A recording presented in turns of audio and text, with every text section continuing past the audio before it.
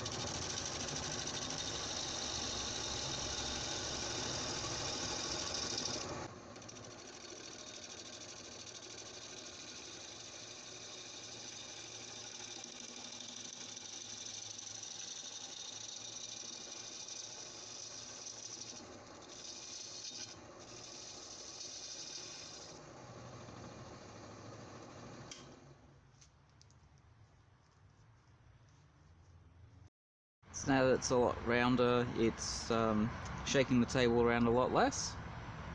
As you can see, this side was obviously a bit more out askew than this side.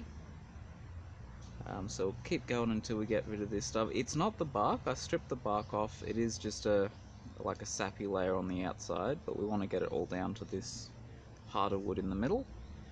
Now there is a knot right here and down the end, which has been catching the tool a little bit. So you may have noticed that this bit's a bit more dipped in just because I get to here, hit that knot, and then have to sort of move it over it. But yeah, keep going.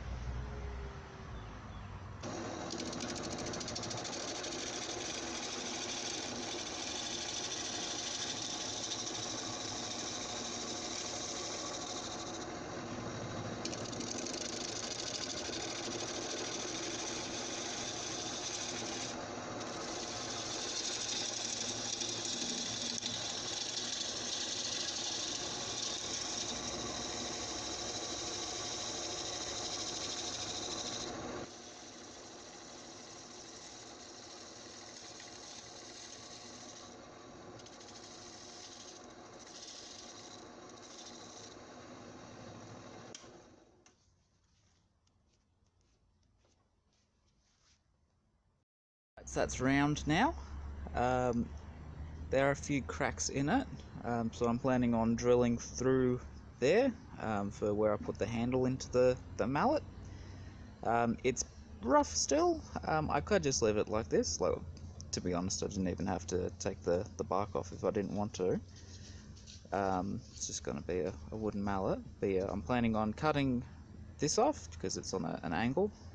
So cutting that off, drilling through there, and I might just go through and smooth it over a bit and maybe put a few little nice touches on it. Moving on to the handle, it's from the same tree. Now it is pretty wibbly wobbly, so it's not going to end up perfectly rounded. It will sort of have a bit of going on, which is fine. This is meant to be a disposable wooden mallet that's going to spend a fair bit of its time on fire, so it's not really a problem. When it starts spinning again, I don't know if we'll pick it up on camera, but when it's in like this position, you'll be able to see there's like a solid core, and then there'll be sort of a flickering up here, which is this versus that. Essentially all you'll be able to see is this solid bit, which is going to be too thin up here if I actually follow that. So I'll just round it as best I can.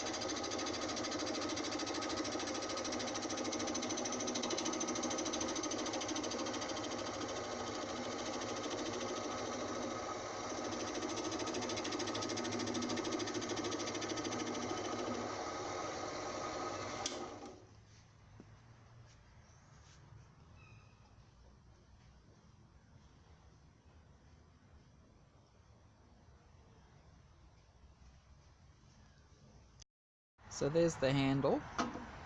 It's going to be interesting because it isn't round down here at all.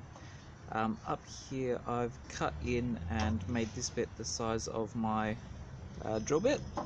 This is the biggest drill bit I have. It's only like 2 centimeters wide, so it is going to be a bit thin. But that should, in theory, look something like that once we've drilled the hole through, and have a useful looking mallet.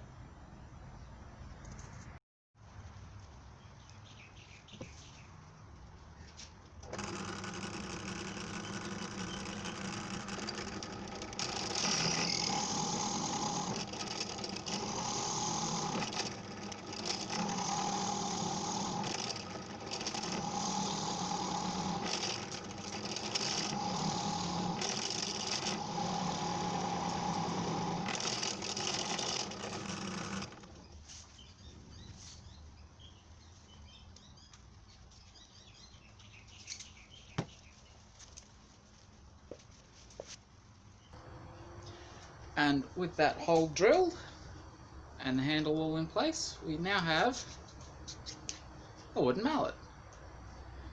So I've off camera just sawed through there, so I'll put a nice big wedge in. But yeah, that's the mallet pretty much ready. I don't have any plans for finishing it with oil or anything like that. As I said, it is for my forging work, so like finishing it with oil seems like a bad idea if I expect it to be on fire every now and then. So I'm going to leave it unfinished and see how that does. Yeah, there's my lovely little dwarven mallet. Thank you for watching.